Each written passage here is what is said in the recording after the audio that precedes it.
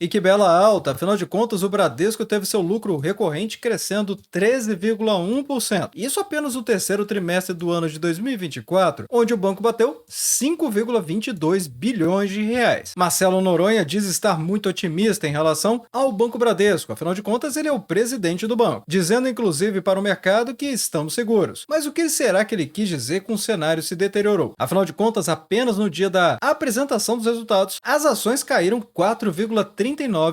E precisamos entender por quê. Olá, amigos do Ativo Virtual, aqui é o Alex, e justamente pensando em tudo isso é que neste vídeo aqui eu vou trazer o Fique Preparado, que é o quadro do Ativo Virtual que eu faço análise de ponta a ponta, realmente fazendo o raio-x das empresas, e nesse caso vamos estudar o terceiro trimestre do ano de 2024 para avaliarmos se a situação do Bradesco melhorou ou piorou em relação aos períodos anteriores, além de trazer as notícias mais relevantes e os fatos relevantes divulgados pela companhia também. Mas sempre de olho se é um momento favorável, de acordo com a análise técnica das ações BBDC4, que são as ações mais líquidas do Banco Bradesco. Sem perder de vista se a empresa continua com bons fundamentos, considerando a análise fundamentalista, os dividendos recorrentes e, no caso do Banco Bradesco, inclusive tem a possibilidade de bonificação de ações. Sendo que nesse vídeo também vou trazer as projeções de lucros e o preço teto do ativo virtual, e já adianto que a notícia é boa, porque eu revisei para cima. E justamente por trazer todo esse conteúdo aqui, resumido para você logo pela manhã, é que eu te convido a se inscrever no canal e também ligar o sino de notificações. E se possível, compartilhe o vídeo, porque assim você apoia o Ativo Virtual a levar essas análises para mais pessoas. Então, bora pro vídeo. Então vamos começar o vídeo da parte mais importante, que é justamente compreendendo o que aconteceu no terceiro trimestre, para o mercado ter reagido como reagiu e por que também o diretor-presidente, ou seja, o CEO da companhia, Marcelo Noronha, está tão otimista em relação ao Bradesco. E é bom lembrar que o Bradesco ele foi fundado no ano de 1943 e hoje ele é o segundo maior banco do país, atrás somente do Banco Itaú, e tem a maior carteira de crédito e valor de mercado de todos os bancos no Brasil. Inicialmente era apenas um banco focado no setor de varejo, porém hoje em dia atua em todas as áreas financeiras, mas sua presença principal fica no mercado consignado e no financiamento imobiliário. O lucro do banco apresentou um bom crescimento, especialmente até a pandemia. Após esse período, houve uma concessão de crédito que gerou bastante inadimplência para o banco, e a maioria do mercado não gosta de citar, porque o banco não trouxe isso em fontes oficiais. Mas é claro que estamos falando aqui do grande e maior calote financeiro já apresentado na economia brasileira, que foi da Americanas, impactando primariamente o Banco Bradesco e o Santander também. E é claro que isso afetou a rentabilidade do Bradesco e, por consequência, da operação no seu contexto mais relevante. Apenas para se ter uma ideia, o lucro do banco foi de 11,5 bilhões de reais no ano de 2012 e 16,3 bilhões de reais no ano de 2023. Mas o seu auge, no ano de 2021, o banco chegou a alcançar 26,2 bilhões de reais, mesmo depois da pandemia do ano de 2020, em que o banco caiu significativamente para aproximadamente 19,5 bilhões. Agora, o crescimento médio foi de apenas 3,2% por conta dessas oscilações que aconteceram na economia, tanto por conta da pandemia do Covid-19, quanto também do maior calote financeiro que já aconteceu na história do país,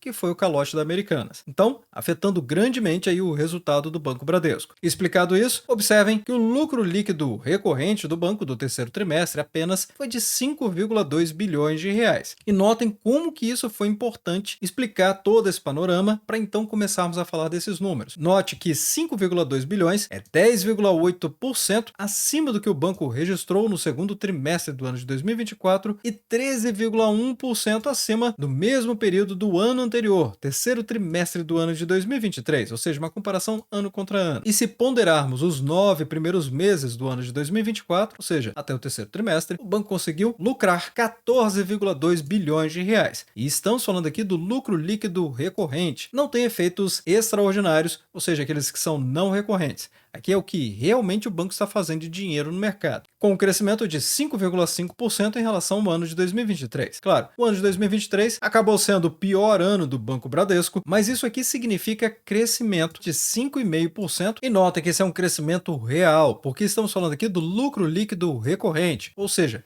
sem efeitos extracalendários, os não recorrentes, indicando assim que, claro, o ano de 2023 foi o pior ano para o Banco Bradesco, mas esses números mostram que o banco está se recuperando.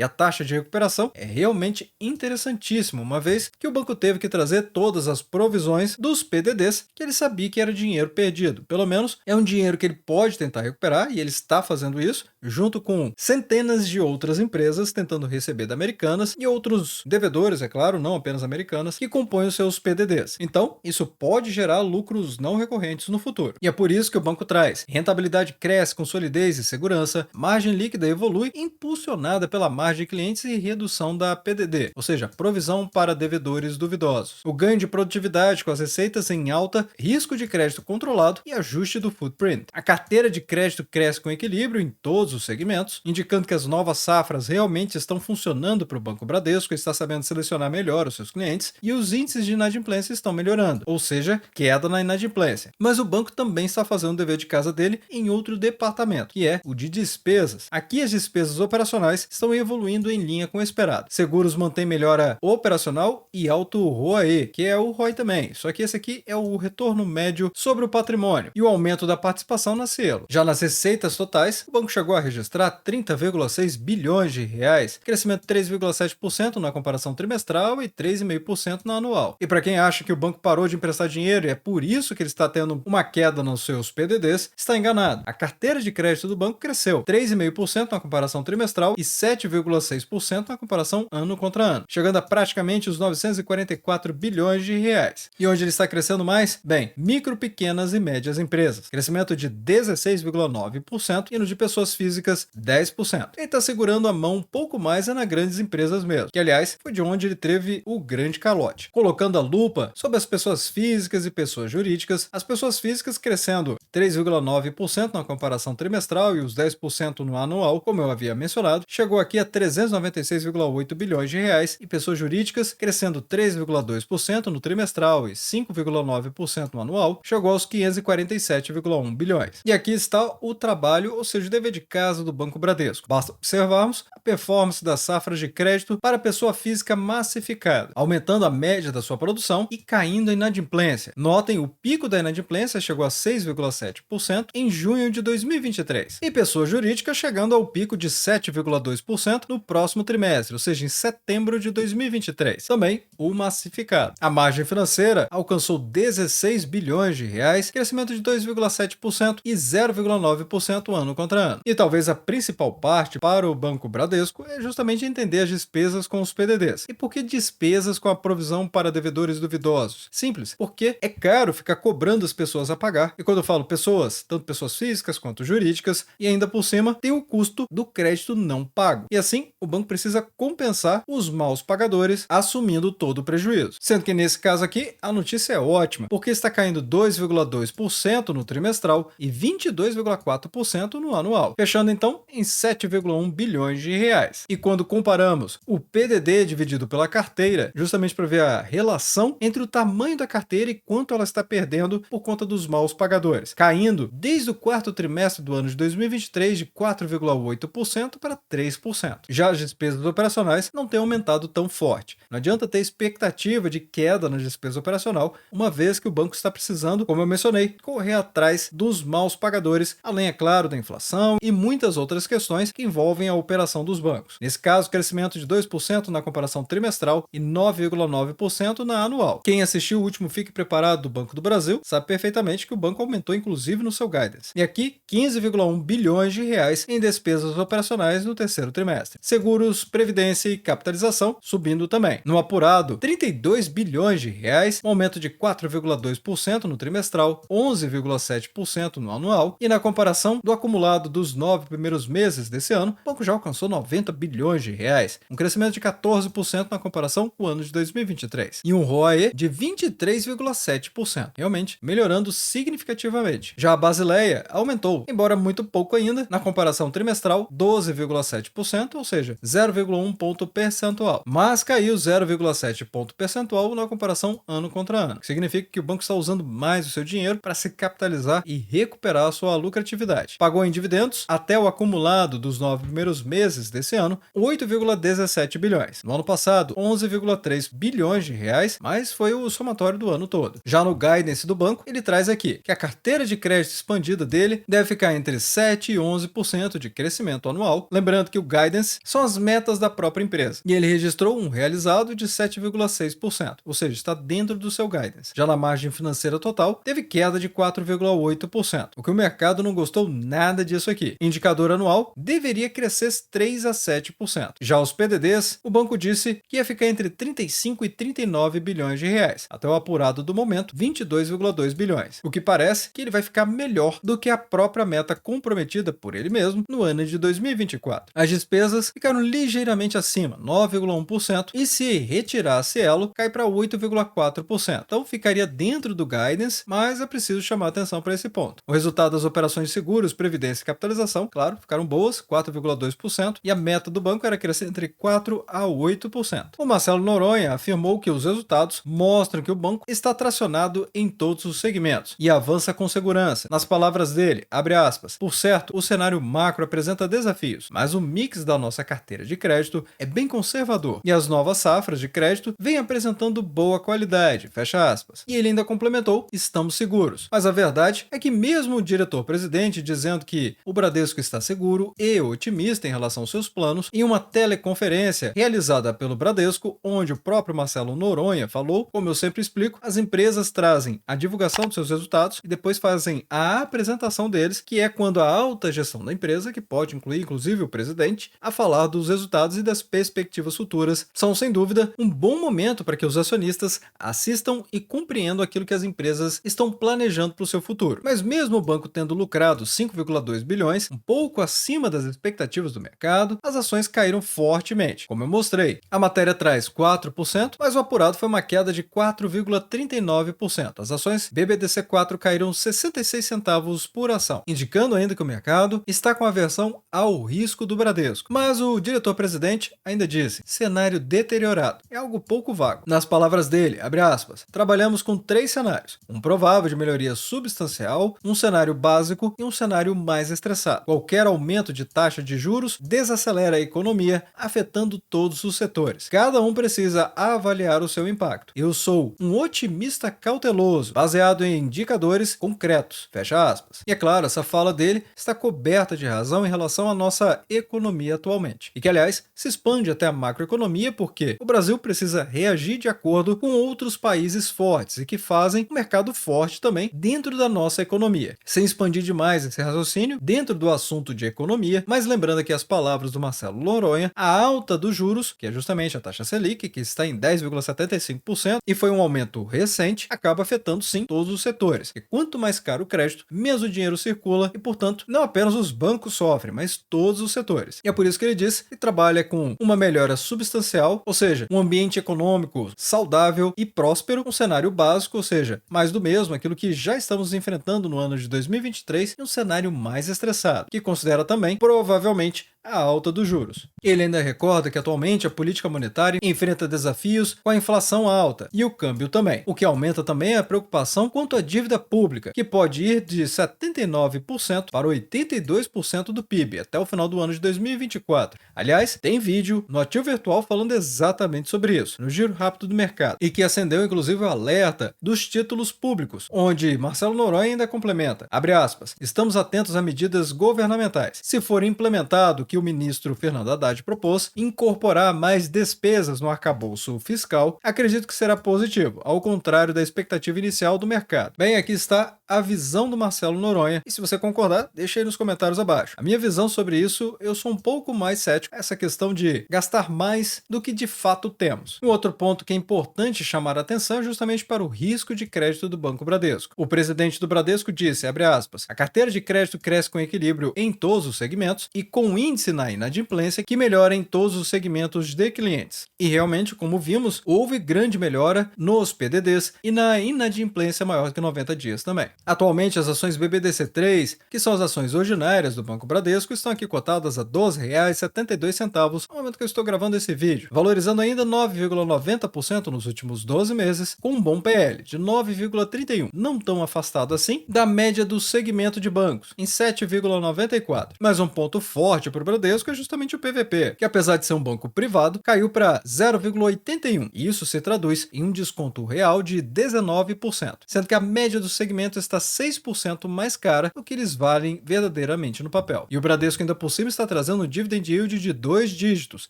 10,40%. O único banco que está trazendo isso, inclusive, pelo menos dos grandes bancos. Se observarmos as ações mais líquidas do Banco Bradesco, com BBDC4, e no momento que eu estou gravando o vídeo, em R$ 14,34, elas estão caindo de maneira significativamente na última semana, 3,75%. Ainda assim, já tinha trazido essas várias linhas aqui de suporte e resistência de preços há várias semanas e até mesmo meses atrás. Se ligarmos o script exclusivo do Ativo Virtual e disponível para os membros do canal, que são as ancoradas de topo e fundo que ajudam muito a enxergar as principais linhas de resistência e suporte de preços e servem de ferramenta para tomar melhores decisões de quando comprar ou não comprar determinado ativo. E para quem se tornar membro do canal, tem vídeo lá no site explicando como instalar esse indicador exclusivo do Ativo Virtual e também como interpretá-lo, para justamente tirar o melhor proveito. Mas o que temos visto aqui é realmente o semanal, que vai de alguns meses até poucos anos, que é o médio prazo, mostrando que as ações estão numa tendência de baixa. Isso porque o topo anterior, que foi no dia 2 de setembro, que chegou à máxima dos R$ 16,15, não foi o suficiente para vencer o topo anterior, do dia 26 de dezembro de 2023, em que a máxima chegou aos R$ 16,51. Então, realmente, a expectativa aqui é que as cotações venham testar os R$ 13,93, e se elas sentirem realmente esse suporte de preços que eu já havia trazido para a nossa comunidade, então, aí sim, as ações podem tracionar novamente e ganhar força para valorizar no mercado. Agora, elas estão apoiadas em um suporte de preços nos R$ 14,43. Mas, como eu expliquei, a queda foi forte depois da apresentação dos resultados, gerando esse gap de baixa aqui. E até mesmo esse candle chegou a perder a mínima do fundo anterior, em 1 centavo, mas perdeu R$ 14,26, e no dia 31 de outubro chegou à mínima dos R$ 14,25, reforçando a teoria de que realmente o Bradesco pode testar os R$ 13,93. E isso é garantia? Claro que não.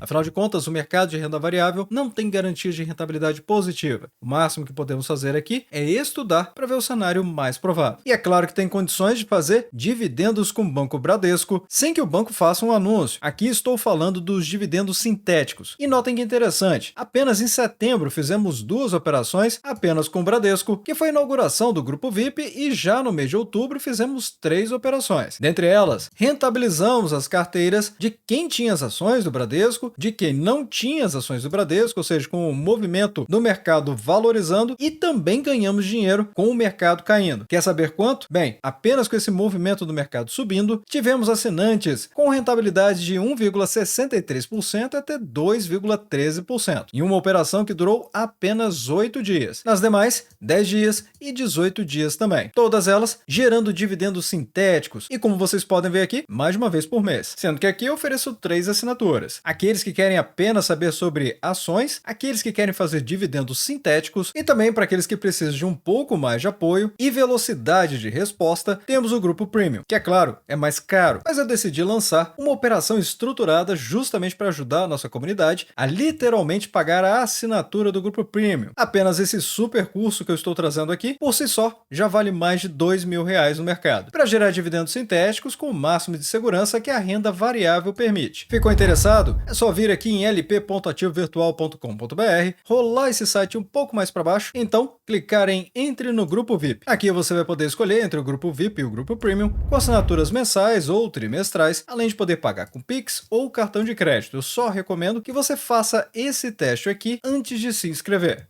Agora vamos às projeções e o preço teto do ativo virtual, aqui revisadas, afinal o banco tem melhorado, como vimos, as suas despesas, segurando para que elas não cresçam muito forte, reduzindo significativamente os PDDs e aumentando sua lucratividade, além também de aumentar a sua carteira de clientes, tanto pessoa física quanto pessoa jurídica. Então, vários elementos para que eu tenha revisado o lucro projetado. E aqui, nas projeções do ativo virtual, o lucro é de R$ 18,5 bilhões, com payout esperado de 55%. Desse modo, o DPA, ou seja, o dividendo por ação, vai ser de R$ 1,15 15 centavos, até um pouco mais para as ações BBDC4. Indo para a nossa pirâmide, a 4% de dividend yield anual, o preço teto vai ser de R$ 28,88. A 6%, R$ 19,25. Se você esperar receber 8%, então o máximo que você vai poder pagar vai ser de R$ 14,44. E 10%, R$ 11,55. Isso acontece porque esse DPA representa uma rentabilidade de 8,04%, com uma margem de segurança de 6% em 33,97%. Uma bela margem de segurança, lembrando que a margem de segurança é apenas a distância entre a cotação atual e o preço de 6%. Desse modo, é importante informar que eu estou trazendo esses cálculos com base na cotação dos R$ 14,37. Ou seja, estamos vendo aqui queda das cotações e aumento de lucros, uma bela discrepância favorável para os investidores. Vamos então a entender o que o mercado está com expectativas a respeito do Bradesco, e na verdade até as recomendações. Os analistas do Safra, por exemplo, determinaram uma recomendação de compra das ações BBDC4 com preço-alvo nos R$ 18, o que representa uma valorização potencial de aproximadamente 20%. Já a Levante, os especialistas trouxeram uma recomendação de compra também com preço-alvo um pouco menor, em R$ 16,80, mas ainda assim um aumento de 10,5%. Já a VG também recomenda compra com preço-alvo nos R$ 18,50, bem mais, com um crescimento de 22,7%. Essa é a alta potencial. O Santander também elevou a recomendação do Bradesco, passando de neutro, ou seja, se você não tem as ações, não compre, mas se você já tem, não faça nada. E com isso, trocando de neutro para outperform, que é equivalente a uma recomendação de compra. E agora nos R$ 19, o maior preço-alvo das casas de análises que eu vi até o momento. E a valorização potencial aqui de 29%. E será que vale a pena comprar as ações do Bradesco? Bem, de acordo com o BTG Pactual, eles estimam que o dividend yield vai ser de 7,1% no ano de 2024, 7,3% em 2025 e 7,8% em 2026. Como vimos, é bem improvável, mas certamente o BTG tem razões para avaliar dessa forma, embora ainda não condizentes com o cenário atual, em que o Bradesco está com uma rentabilidade de 2 dígitos. E o BTG, com essa visão mais pessimista até o momento, também está trazendo uma recomendação neutra, que é aquela que eu falei. Se você já tem as ações, não faça nada, mas se você não tem, também não compre. E o preço-alvo, o menor até o momento, de R$ 16, embora ainda indique uma valorização potencial de 6,5%. Mas e para você? Deixe nos comentários abaixo o que você acha do Banco Bradesco. E desde já, agradeço seu like e também por compartilhar os conteúdos do Ativo Virtual. Bem, obrigado pela sua companhia neste vídeo. Eu sou o Alex e este é o canal Ativo Virtual. Aproveito o momento para agradecer os membros do canal que ajudam a levar essas análises para toda a nossa comunidade.